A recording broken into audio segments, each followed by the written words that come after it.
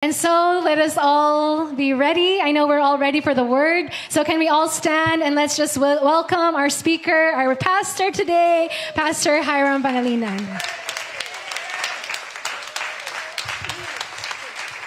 Amen. Morning, everyone. Sino nabe-bless sa choir so blessed? May nagsasuggest po kasi we're praying for a building. And of course, either we get that building for free or we get to buy that building. So somebody was suggesting baka raw po pwedeng mangaroling yung choir natin. Dali. Hahanap tayo ng mga kontraktor.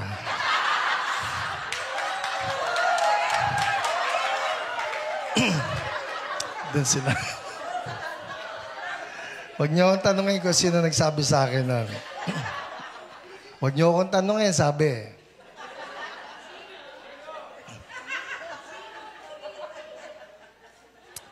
All right, who's ready for the word? Psalm 81.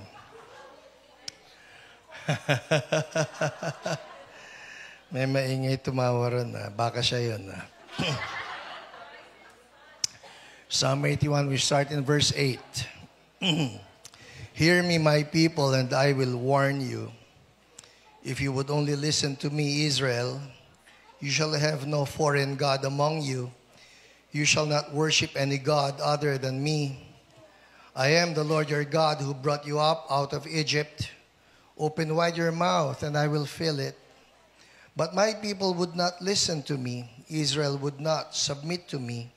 So I gave them over to their stubborn hearts to follow their own devices. Verse 13.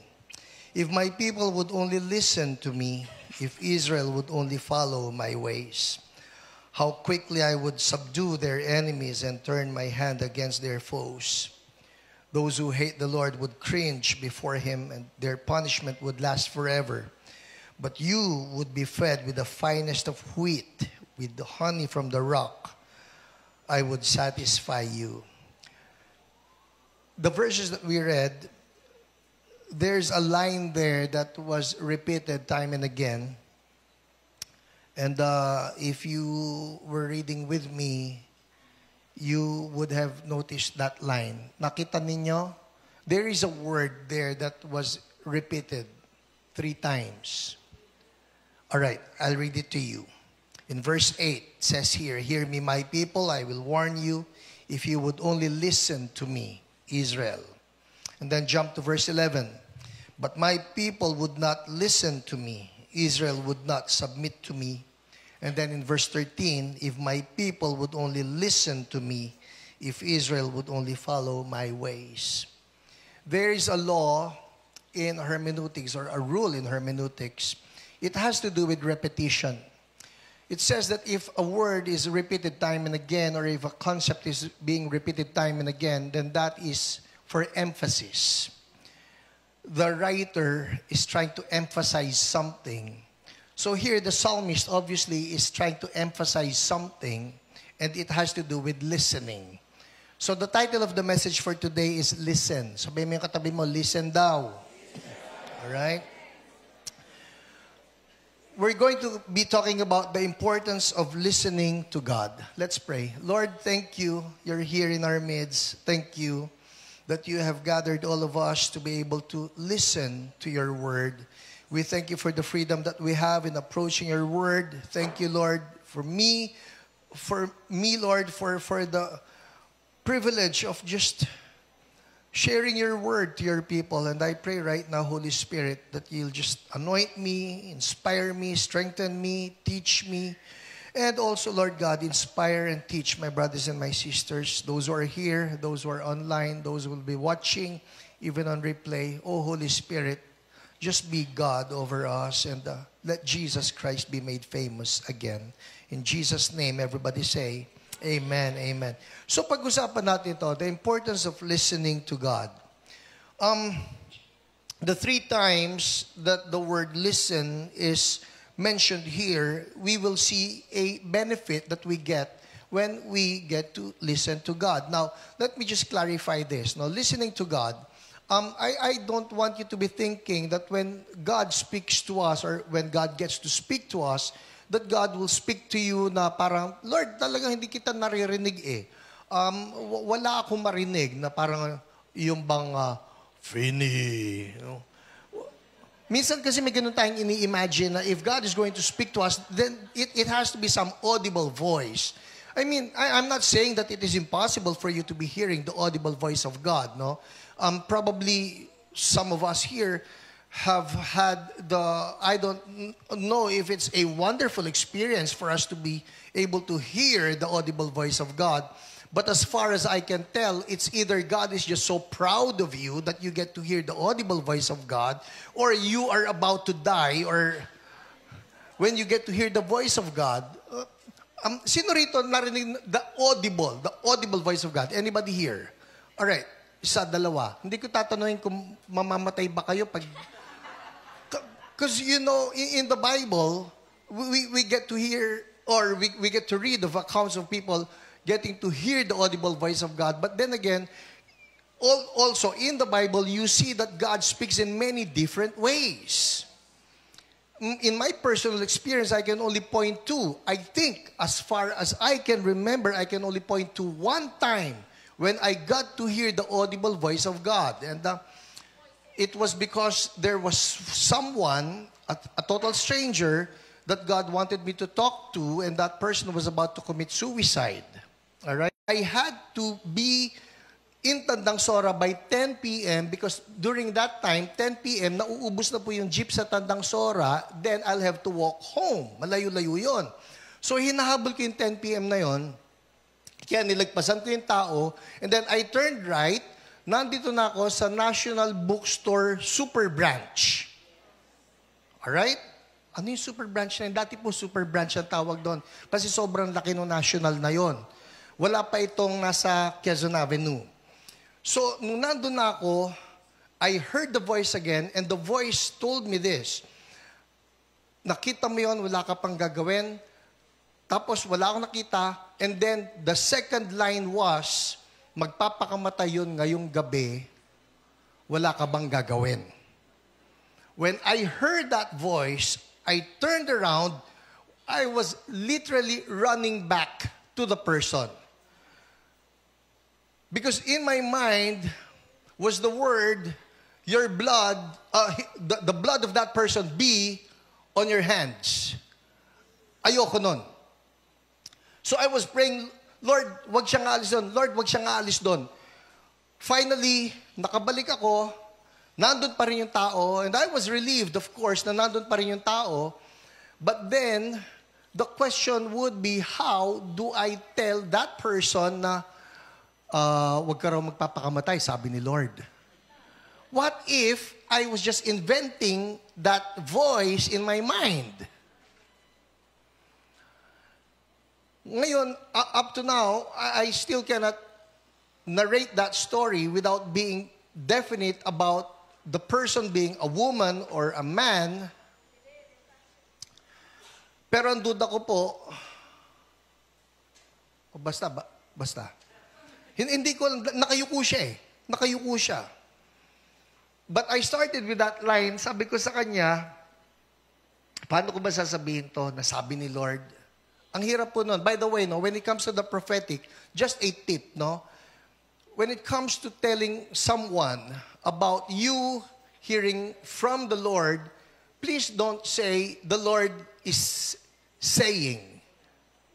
Kasi pag sinabi mo na yun, tapos na usapan eh. And the Lord is saying, ikaw raw mapapangasawa ko. Paano sabi ng babae, ew, ayaw. Wala, nagsabi na si Lord eh. Alright, so don't use that line. Meron pa yung mga linya, ito mas matindi ang dating nito. Thus saith the Lord. Alright? Medyo King James si Lord eh, okay? Wag natin sabihin yan. Which is why it is safe. If you feel that there is a word from the Lord, you can probably start with the line, I have this impression. Timbangin mo rin, but I have this impression from the Lord na baka ganito. Alright? So at least natitimbang niya yung word. He has the freedom to say, tama ka, o hindi ikaw ang type ko. Parang ganyan. Alright, going back. So, nandito yung tao. Sabi ko, paano ko sisimulan to? Sabi ko,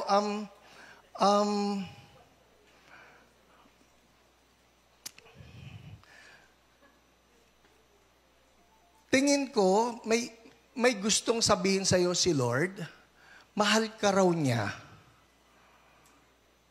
Safe pa yun? Safe pa? Walang bomba ron?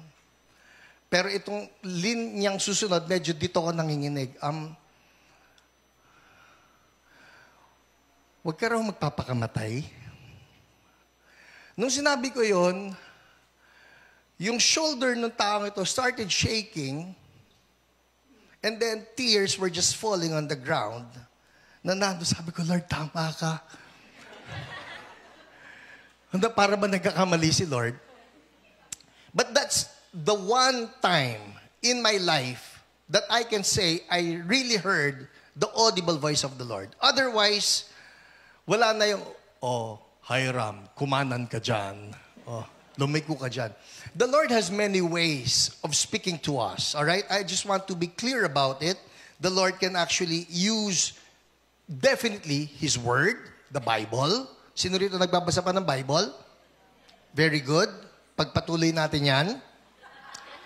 The Lord can use a song. Like you can be listening to a song and that song ministers to you. That's actually the Lord speaking to you through that song. The Lord can sometimes speak to us through the wisdom of a friend.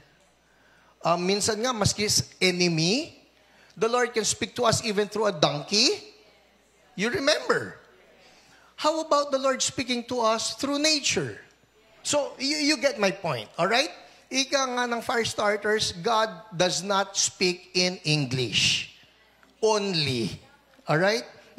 Nag-iisip tayo na, kung talaga si Lord yan, dapat English, dapat straight, o dapat King James. Hindi po.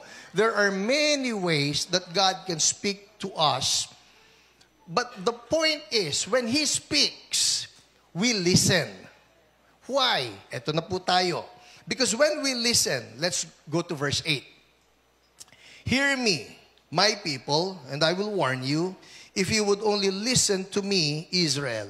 See, there are two words used right there. Hear me, my people, if you would only listen, Israel. Hear, listen. Is there any difference? Meron po eh. May kaibahan ng hear, may kaibahan ng listen. Sa bahay namin, nangyayari po ito, minsan may sasabihin ng isang tao, tapos sabihin, hindi niyo ako narinig. Ang totoo, narinig. Hindi lang napakinggan. And sometimes, we say, hindi, may sinabi ako. Pwede may sinabi ka, lumagpas eh. So we get to hear from God, but not necessarily listen to God. And what God is telling us right now is, you don't just hear from me, you listen. Like, we get to read the Bible. Sino rito nagbabasa ng Bible ulit? Taas kamay. We get to read the Bible, and we can actually get to read 5 chapters that particular day. After reading the 5 chapters, ano sinabi sa ni Lord? Naka 5 chapters ako. Ano sabi ni Lord? Naka 5 chapters ako. Because we got to read, but not necessarily get a download from the Lord. So we hear, and then we also listen. Now, hear me, my people, I will warn you. Everyone say, warn. If you would only listen to me, Israel. The first thing that happens when we listen, number 1, we hear His warnings. God speaks to us, and He also gives warnings. And when He gives His warnings, it is very important that we listen. Because God does not want us hurt. That's why He gives us warnings. Ang sabi rito, if you would only listen to me, Israel. Verse 9, you shall have no foreign God among you. You shall not worship any God other than me. That's a warning. Sabi ni God, all right, Israel, listen ha, I don't want you to have other gods. I don't want you to ever worship them. Why? Because they will be a snare to you. Si Lord po nagbibigay ng warning. Sino rito may magulang? Taas kamay. O nanggaling sa magulang? Parang duda yung iba eh. May magulang ba ako? Hindi kasi nga, okay? So tayong lahat, Nagkaroon na tayo. Have you had this experience? Sinabihan ka ng magulang mo, huwag mo nga hawakan yung kaldero, mainit. Sino sa inyo naranasan ng humawak ng kaldero, mainit? Pero sinabihan kayo, huwag niyong hawakan. At matuto tayo, di ba? Pero ang gusto ng magulang natin, matuto na tayo nang hindi kinakailangan tayo mismo masaktan. Which is why God is giving us warnings. He's saying, I don't want you to get hurt, so don't do it. Adam and Eve, perfect example. They heard the word, you shall not touch of the fruit of the knowledge of good and evil, otherwise you die. Did they hear? Yes. Did they listen? Kinain pa rin eh. Sabi, matamis yaan. So, kumain eh. There is a warning, and God would give us warnings. In this particular example, God is giving Israel a warning. Don't have anything to do with these people because they worship idols. Now, tayo ngayon, New Testament, born again, would we have any idols in our lives? I would say yes. By definition, an idol is anything that takes the place of God in primacy and priority. Meron bang nauuna kay Lord? Meron bang mas importante kay Lord? Meron bang mas nabibigyan ng pansin above the Lord? I'll have to confess to you, there are occasions wherein I just need to set a timer na sadali, nasobrahan na yata ako ng mga kalokohan ng reels.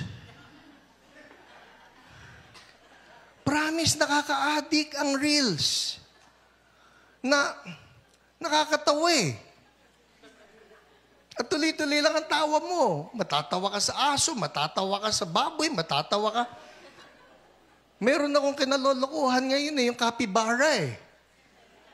Tuwan-tuwa ako pagka lumilitaw, hanap naman ako, susundan ko, pipindutin ko, tapos yun na lahat. Anong gagawin lang naman ng capybara? Kakainin niya yung mga papel. Happy birthday, ganyan nga. Tapos kakainin, ang galing, tapos lilipat, anong gagawin? Yun ulit, kakain ulit siya ng happy birthday. Next thing I know, it's taking my time away from what is supposed to be the Lord's. Are you getting what I'm saying? We're not even talking here of something evil. Hindi naman ito evil na, ayun si Molech na sinasacrifice yung mga bata sa kanya nung panahon ng Israel. I mean, I'm not talking of that kind of an idol. I'm talking here of an idol, something that is taking the place that is supposed to be for God. One of the first verses that we got to memorize when we were young believers was that we seek first the kingdom of God. And then what happens next, when you are not aware, you've been snared. You've been trapped. Everybody say snare. Tingnan ninyo itong word na ito ha. In Judges chapter 2, alright? Judges chapter 2 verses 1 to 3, sabi rito, the angel of the Lord went up from Gilgal to Bochim and said, I brought you up out of Egypt, led you into the land I swore to give to your ancestors. I said, I will never break my covenant with you, and you shall not make a covenant with the people of this land, but you shall break down their altars. Yet you have disobeyed me. Why have you done this? Verse 3. And I have also said, I will not drive them out before you. They will become traps. Everybody say traps. They will become traps for you, and their gods will become snares to you. Traps, snares. One thing that I have learned, traps are meant to be traps.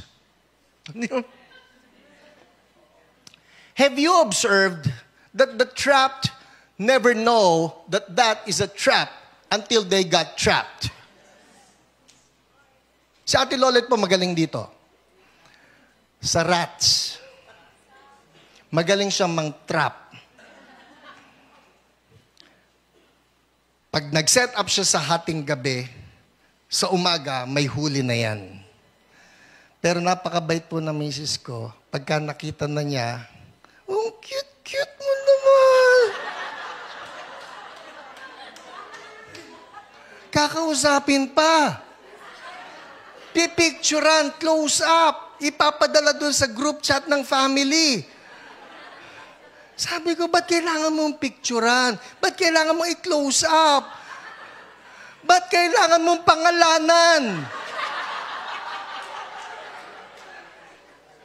Ay, di anong gagawin mo ngayon? Nakyutan ka na, may pangalan pa. Sabi ko, tawagin mo si Chris. Si Chris po natin, si Tuping. Tawagin mo si Chris. Sa kanya natin ipapatay. Bakit ikaw, hindi mo gawin? Ay, ayoko. Kawawa eh, nakita ko na may mukha siya eh. So, nandiyan si Doding. Si Doding Daga. Laki ah. At mataba. Anong gagawin? Ito nahuli. Pagkatapos ang gagawin lang niya, tara, pag-drive mo, saan? Maghanap tayo kung saan siya pwedeng pakawalan.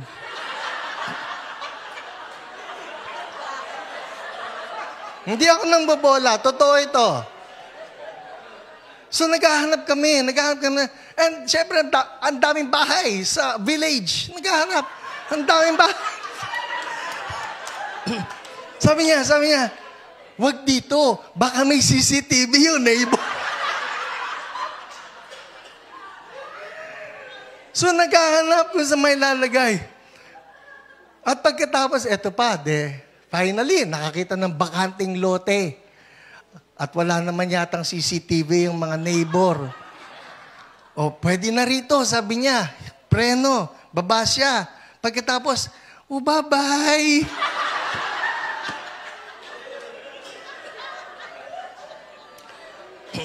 Sabihin niyo lang sa akin, gusto niyo magkaroon ng pet rat. Bigyan namin kayo. Alright, going back.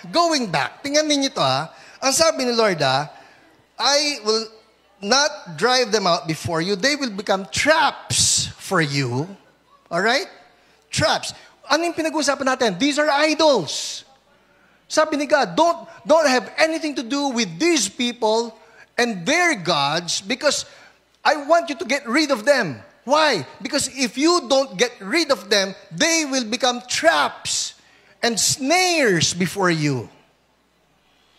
Ang pinag-uusapan natin ngayon, wala sa atin dito na may mga Molek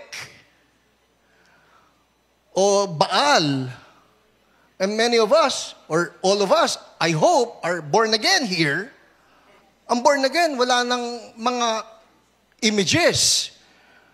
Dati po, we have this deliverance checklist. In the deliverance checklist, if you came from a Catholic background, like you have all of these idols named, like meron yung si Santo Niño, Santo nila, Santo namin. Iba-iba yun. Pero born again people, sabi, ay, wala kaming ganyan. Guess what? Meron din tayong idols. Because these idols are the things that get our time away from God, get our focus away from God, and before you know it, you have been trapped. And you have been snared. And you're saying, innocent naman, pastor, capybara lang yan. I'm talking to myself right now. How much time do I get to waste on that false God rather than getting to spend more time with God? So, here's a word. It's a word of warning. Everybody say warning. Si Lord po, pag nagsabi sa atin, stop. I'm talking of something here that seems innocent enough, but can actually remove the cutting edge of our faith and the cutting edge of our being a revival church. Amen. So that's the first thing. Listen. Hindi nagsasabi si Lord ng wag mong hawakan yung kaldero just for the sake of wag mong hawakan yung kaldero. Sinasabi niya kasi ayaw niya tayong mapaso. At ayaw niya mawala ang apoy natin. Which is why you will find out, even in the New Testament, Bible still speaks of idolatry. 1 Corinthians 10:14 says, therefore, my dear friends, flee from idolatry. 1 John 5:21. The Apostle John concluded his epistle with this verse. Dear children, keep yourselves from idols. That's it. Wala na explanation. And the simple word would be, an idol is anything that will take the primacy and the priority of God in our lives. Amen? All right, let's move on. We listen. Sabi mo yung katabi mo, listen. When we listen, we hear His warnings. And this is a word of warning. How I wish, no, pagka nag-warn si Lord, maririnig lang natin talaga agad and then we will take heed. Diba?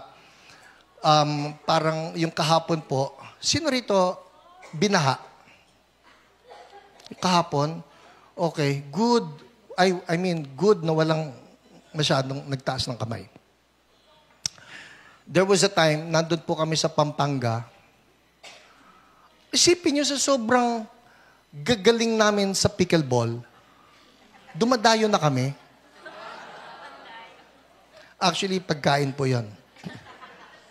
Pero pagpunta namin sa Pampanga, it was raining hard. It was just raining hard. Tapos kumakain kami doon sa napakagandang bahay. Hindi tayo kumain sa bahay. Kumain kami sa isang lugar and then we went to the wonderful home, the mansion of the Cuenos. Rodel, Sara, ang lakas ng ulan. Sobrang lakas ng ulan. By, I think it was almost 4 p.m., ang usapan na talaga, medyo yung parang, pwede bang makitulog na lang kami? Kasi ang lakas ng ulan. Ang lakas ng ulan. Of course, yung pwede bang makitulog, hindi naman sineryoso o hindi seryoso. Pero, nagsabi si Ate Lolet, uwi na tayo ngayon. Kasi mamaya raw, bubuhos yung ulan ng mas malakas. Ng 7 p.m. Umuwi kami. 4 p.m. 4 p.m. Alis. 4 p.m. tayo malis, no? Alam niyo, nakauwi kami. Kuya Nico, anong oras tayo nakarating? 6. 6? In 2 hours time, we were home. Pero guess what? 30 minutes kung kami ay nagpa-late nung 4 p.m. na yon and we departed 30 minutes later than 4 p.m., kasama kami doon sa balita ng NLEX na stranded ang lahat ng nandun for 8 hours and then they were able to leave like by 1, 2 a.m. na. Yun yung kwento. But what if we did not listen? Si Lord may mga ganon. Na pagka nagsasabi na, again, how does He speak to us? It can be just the kutob. I don't feel, there's this unease in me. Or it can be a friend, it can be some person, it can be a sermon that's telling you right now, listen, there is a warning from the Lord, stop it. Amen? Let's move on. Next point here. In verse 10. I am the Lord your God who brought you up out of Egypt.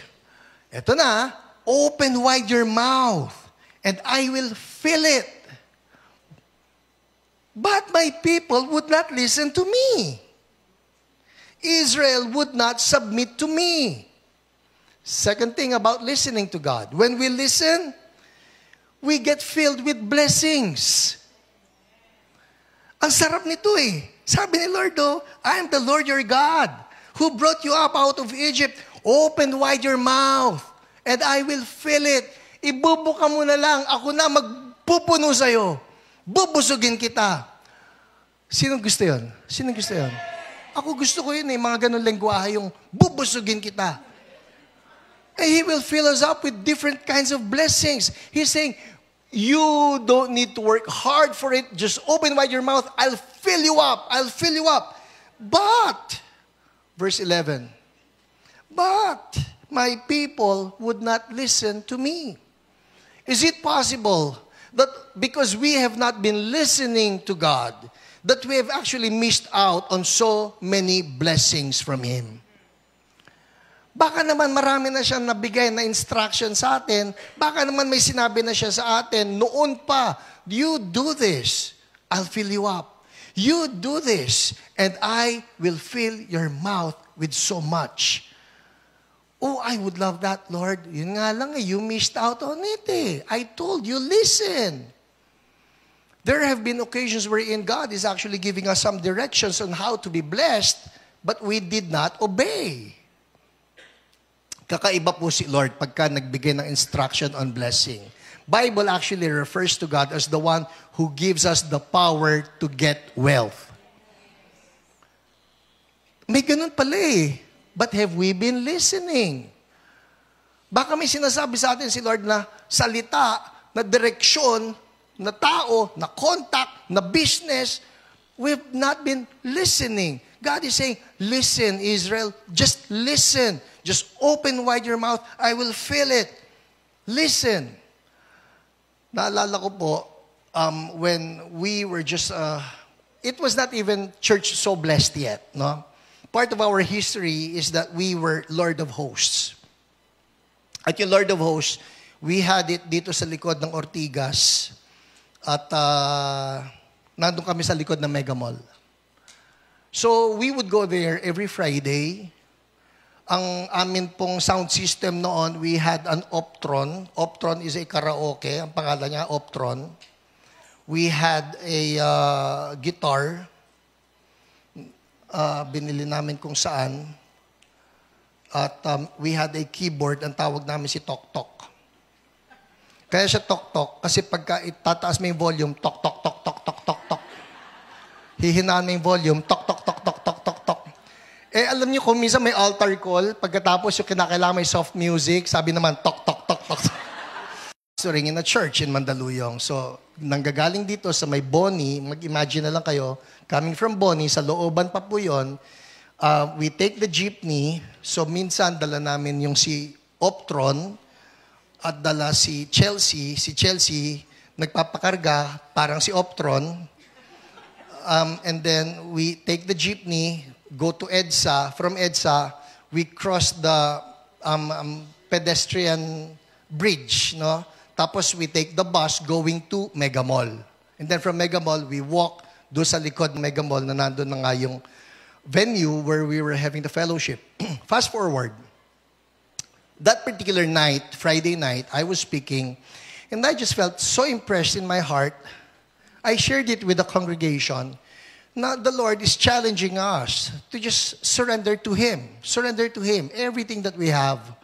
And as far as I was concerned, the everything there, me, the everything there had to do with me having to give up everything in my wallet. Pera pinag-usapan, hindi naman ID, okay?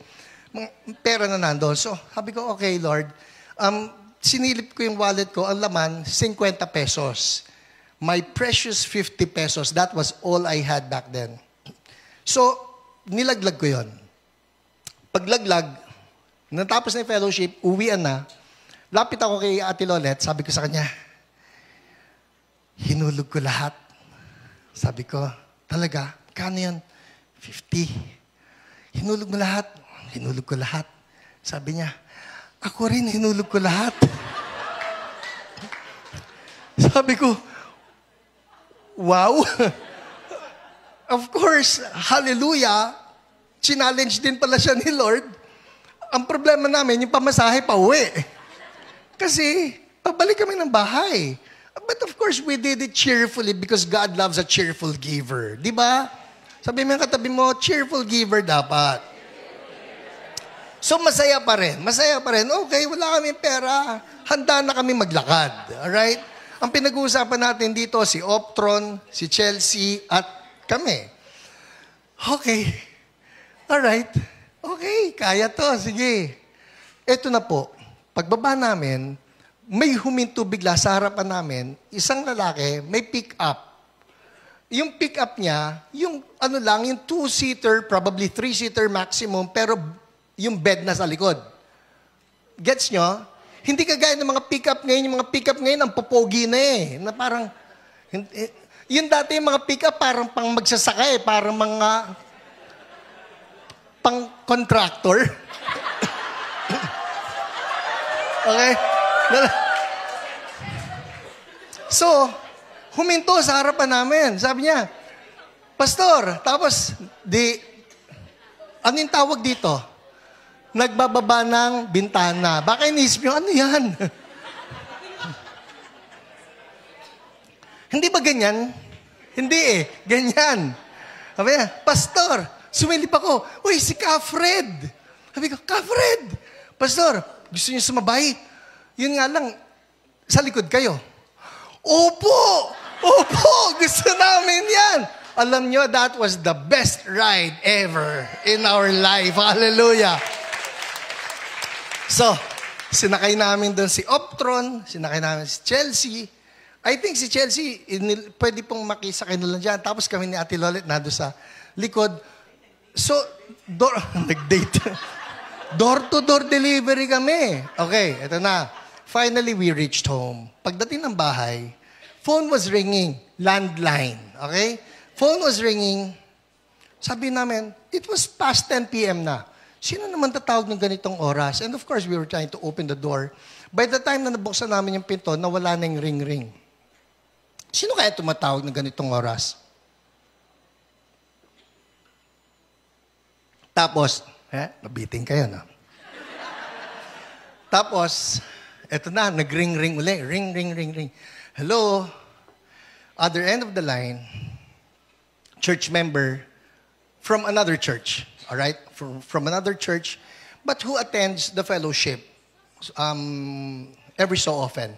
Sabi niya, Pastor, sabi po ng mister ko, bigyan ko raw kayo ng $200. Sabi ko, talaga po? Oo, sabi niya, bigyan ko. Salamat po na marami. All right, let's do the math. That was 1995. In 1995, $1 is equivalent to 25 pesos. Magkano binigay ko? 50 times 25. Pinapahirapan mo kami, Pastor. Ang hirap niyan. That's 5,000 pesos. How much did I give? 50. That's 100-fold. Hallelujah. All right. Tanong, what if I did not listen? Then, I'll still have my 50. I did not lose anything. I still have my 50. I did lose something.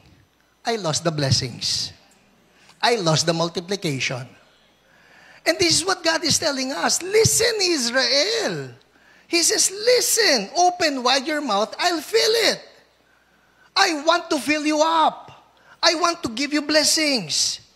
But my people would not listen to me. There are so many things that God wants to pour into our lives if only we will listen. Sometimes God will tell us, I want you now to do this, You remember that person who hurt you? I want you to just text her, tell her, I love you, I forgive you. Yoko. Next thing you know, you're missing out on something. Pwedeng hindi mo nakikita. It may be something that's not tangible, but I'll tell you this. God is ready to open up heaven, pour out so much on you if only you will listen and then obey His word. Ang dami po niyan We're not talking here of just something monetary. It can be your healing. No, you're missing out on your healing because you did not hear what God has to say to you. Ito po, nahukay ko lang uli. I don't know if I've shared this with you before, but I love this testimony. Let me share it again. Sabi niya rito, PH, sabi nung isang tao. Her name is Mayet. PH, I need to tell you this testimony. Last year, when I bought your book, Sorry Po. Sino rito you have the book Sorry Po? Yung hindi nagtaas ng kamay, I'm sorry for you. Sorry po ako. Sorry. Okay. So anyway, last year when I bought your book, Sorry Po, that same week, my friend called me. She was in Davao that time and the doctor told her na kailangan na siya mag-undergo ng breast operation because of lumps and discharges. Tatanggalin yung isa sa mga breast niya kasi early stage na raw ng cancer. I asked her, when ang schedule? Sabi niya, ASAP. Sabi ko, wait, usap muna tayo sa phone. Kaya I called her sa Globe kasi only call ako. Naano niyo yung panahon kung kailan to nangyari? Wala pang Messenger, Viber, okay? So, siya yung may only call sa Globe. God impressed to me. See, God impressed to me. It's not God told me. Unless you occupy the office of a prophet, it's dangerous to invoke God told me. So, that's a safe line. Alright? Practice nga. Sabihin mo lang katabi mo, may impression sa akin eh. Alright? That's a safe line. That's a safe line. At least you're giving the person the option to say no. Kaysa, sabi ni Lord, till death do us part. Okay? Wala ka ng palag. Sorry ka na lang. So, anyway, going back to the story. Sabi niya, God impressed to me that she, the friend, has to forgive. Kasi marami ang mga tao na nasaktan siya. So marami mga tao nakasakit kay friend. And she has to forgive. God impressed me for an inner healing. Eto ako, walang alam sa inner healing. What I did, I took your book, sorry po. Binasa ko ang table of contents. Sabay explain konti. Then I prayed for the lumps and the infirmities to leave in Jesus' name. After the prayer, she felt good na daw. Then she decided to ask for a second opinion sa Cebu, sa Chonghua Hospital, kung saan andon mga specialists. Grabe po, kasi ang multiple lumps niya sa Davao nawala pagdating sa Cebu. Hallelujah! Ito ba? Hindi raw cancerous kasi wala naman nakita na lumps except one, pero sa BI-RADS, yung BI-RADS ay breast imaging, reporting, and data systems on or mammogram. Okay? Sabi sa BI-RADS, 0 ang result. Yung discharges, di na raw bumalik pa. Hallelujah! Cancer healed. Hallelujah! Thank you, Lord. Yun po ang testimony niya. Ang di niya alam, table of contents lang binasa ko sa book niyo po. Grabe ang tindi ng anointing. Ha, ha, ha. Alright. The whole point, the friend experienced the power of the Holy Spirit because she chose to obey the word which was to forgive. Forgive. When God gives a word, we listen. And when we listen, we receive the blessing. Sino rito nangangailangan ng breakthrough? We listen. Lord, baka may gusto kang ipagawa. Sometimes, even the small details matter to God. Ang liit na bagay naman yan, pwede na wag. The small details matter to God. And then you will see God move because you listened. Amen? Let's move on. Andar tayo. Pangatlo. Sabi rito, verse 13. If my people, sino rito, people of God, all right?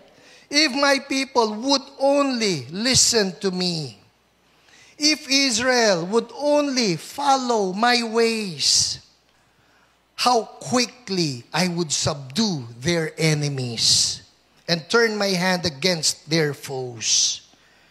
Those who hate the Lord would cringe before him, and their punishment would last forever. What do we see here? When we listen to the Lord, He's saying, I'll subdue your enemies. When we listen, he had a position, he had an office that was in charge of some other pastors, and the other pastors under him were speaking negatively against him. He was thinking of filing a case. Oh, Pastor, have you tried talking to them? And kung talagang may offense sila na nagawa sa'yo, you release forgiveness to them. Baka naman may mali ka rin nagawa, then you ask forgiveness from them. Sabi niya, bakit di ko naisip yun? Sabi niya, pwede ba yun? Sabi ko, bakit hindi? Patawag ka ng meeting. Usap kayo. Usap tayo, kaibigan. Baka merong kinakailangan ayusin. And then release forgiveness. Next thing, you know what? He listened. He listened. Nung sinunod niya yon, next thing you know, he calls me up. Sabi niya, Ninong, grabe. Grabe si Lord, nag-iiyakan po kaming lahat. Mga pastor, nagyayakapan kami. Nagkapatawaran na po kami. Okay na po kami. Hallelujah. Hallelujah. The ways of God are different. So He gives us some wisdom. It may not sound, sandali, mali. But then if we listen and if we obey, God is telling us, we will be victorious. I'll be the one to take charge of your enemies. If my people would only listen to me, if Israel would only follow my ways, how quickly I would subdue their enemies and turn my hand against their foes. I think a good example of this would be Joshua. Naalala niyo si Joshua, he was in charge of the army of Israel. By this time, wala na si Moses, and they're supposed to conquer Jericho. Well, Jericho was a walled city. Pagkapos na nating walled city, please don't imagine yung wall nila yung 4 inches o 6 inches na hollow blocks. Alright? Ang mga walled cities noon, imagine Fort Santiago. Probably even wider than those. Kasi po, itong mga walled cities noon, pwedeng tumakbo ang mga chariot sa ibabaw. So malalapad yan. Now, you remember that here was the captain of the host, and that would be our Lord Jesus Himself, giving Joshua the formula on how to defeat Jericho. Joshua chapter 6, sabi rito verse 1. Now, the gates of Jericho were securely barred because of the Israelites. No one went out, no one came in. Then the Lord said to Joshua, See, I have delivered Jericho into your hands along with its king and its fighting men. So, what is the tragedy? Naalala niyo ba? May commercial na ganun eh. Gagawa tayo ng tragedy. Sabi ko nung bata ako, napanood yung commercial na yun, sabi ko, ang palpak naman nung nagsulat nito. Alam naman siguro niya na strategy yan, hindi yan tragedy. Ako pala yung palpak. Kasi hindi ko na-gets na talagang gumagawa sila ng tragedy. At ito yung tragedy. Okay? Baka may mga bata lang dito ha. Alright? Iba yun. Huwag niyo maliin yung spelling ninyo. Sabi ng pastor namin. Alright? Makoy, ha? Iba yung strategy. So, here's the strategy. Verse 3. March around the city once with all the armed men. Do this for 6 days. So, ano yung strategy? March. March. Have 7 priests carry trumpets of ram's horns in front of the ark. On the 7th day, march around the city 7 times with the priests blowing the trumpets. When you hear them sound a long blast on the trumpets, have the whole army give a loud shout. Then the wall of the city will collapse and the army will go up. What's the next line? Everyone straight in. What's the strategy of God? March around. March around. And then, loud shout. And then, trumpet blast. Hoy, paano kayong tinalo ng Israel? Nagmarcha. Tapos, sumigaw. Tapos, turururut. Tapos, o yun, talo kami. Ano? May ganun ba? It sounds irrational. It's illogical. How can they even win? It's God's plan. So, ano nangyari? That's what they did. Jump tayo, ha? Sabi rito, the wall of the city will collapse and the army will go up, everyone straight in. Verse 20. Eto na. Tinutuon na nila. When the trumpet sounded, the army shouted, and at the sound of the trumpet, when the men gave a loud shout, the wall collapsed. So everyone charged straight in and they took the city. Now, Noon pong binabasa ko ito, I did a term paper on this, all right? Because at first glance, at first reading, you will think the wall collapsed. Siyempre, bagsak, the wall collapsed. Something that I learned. The archaeologists were digging the old city of Jericho, and this is what they discovered. Here's the wall. Ganito po mag-imagine kayo, if the wall will collapse this way, if the wall will collapse this way, of course, that's how walls collapse. Di ba? Parang yung nandun sa Cannon Road ng mga harang-harang, pag yun, bumagsak pa ganon. Sinong contractor na? Okay. Di ba? Babagsak yan eh. Babagsak yan. Lalo na kung puro buhangin. Ang konti naman pala ng semento ang ginamit. Oh.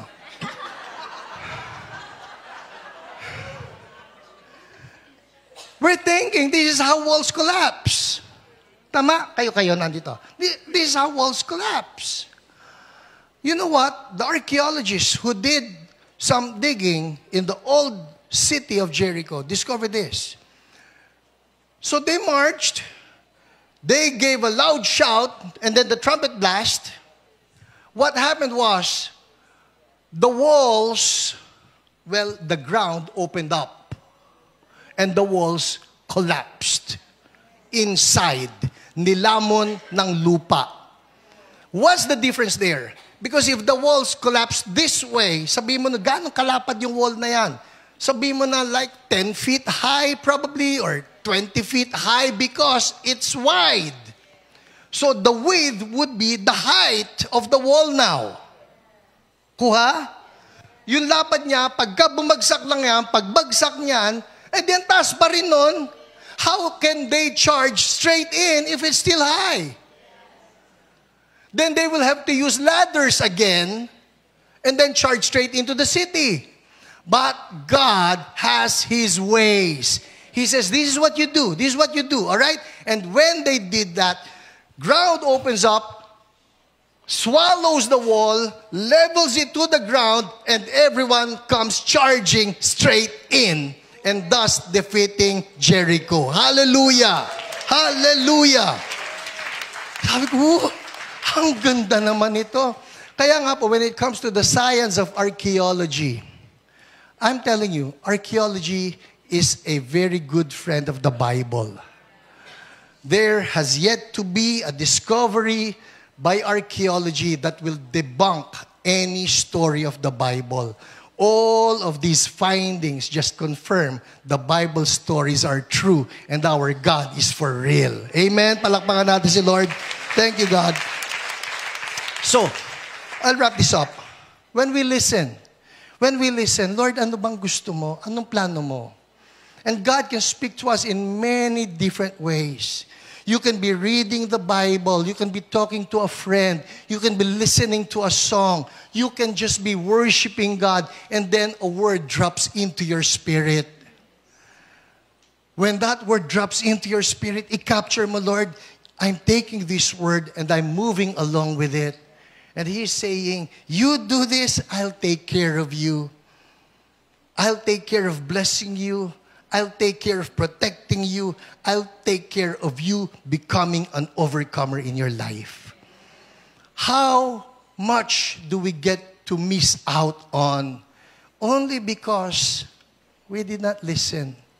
So that's our prayer today. Lord, tulungan mo akong makarinig.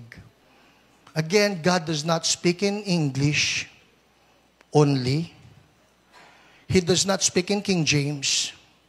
He speaks in many different ways. It's the Spirit calling out to Spirit, deep calling unto deep. Lord, we want to hear from you. Anong plano mo? And then move along with it. Amen? Let's all stand up. Thank you, Lord.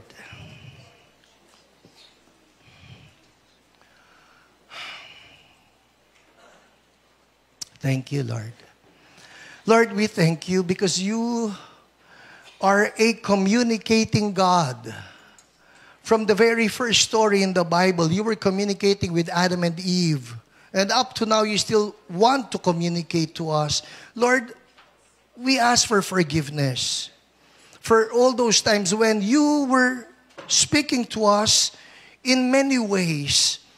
But we were just probably too busy, or probably we're just too self-centered to not even recognize that you were already speaking to us. But right now, Lord, we say, once again, circumcise our hearts and let our ears be able to hear you when you speak. Can we just place our hand upon our hearts right now? Sabihin lang natin, Lord, here's my heart. Circumcise my heart. And then place our hand upon our ears. Figuratively, let's say, Lord, I ask, let my spiritual ears hear you when you speak. And when you speak, and when I listen, that I will obey. Give me the grace to obey. In Jesus' name, amen, amen. Hallelujah. Come on, the best clap of praise for God.